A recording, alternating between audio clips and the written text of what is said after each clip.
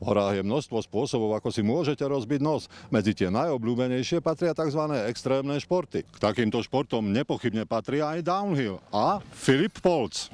Aby ste v ňom nedopadli napríklad takto, aj downhillové jazdenie sa musíte jednoducho naučiť. Musí tam byť tá rozvaha, musí tam byť istota v tom, čo robí. Vyzerá to tak jednoducho. Vyveziete sa na kopec a pustíte sa dole. Sem tam si skočíte.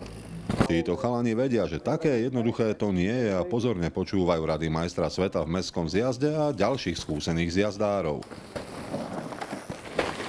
Super. Naučíme tých mladých začiatočníkov, aby vedeli to správne držanie tela na tom bicykli, ovládať ten bicykel, aby hlavne ten bicykel neovládal ich. Pri takýchto záberoch si bežný človek predstaví zlomeniny, odreniny, strach, ale také hrozné to nie je.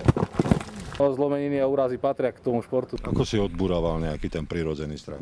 Skoro je to tým tréningom, tou praxou, že človek si konkrétnu vec vyskúša 1000-krát a už sa mu to stane tak prirodzené, že už ten strach vlastne tam nemá. O to tam presne ide, že človek sa musí venovať tomu naplno, svedomite, musí byť fyzicky pripravený. Záujem o tento šport rastie a učňov downhillu pribúda. Spolu s Petrom Saganom myslím, že tá cyklistická vlna je teraz dosť silná. Ak to zaberie na ďalších takýchto chalanov a dievčatá, bude dobre. Dá sa to hrať aj na počítači, ale jedna vec tam okrem prírody a hôr chýba. Adrenalín.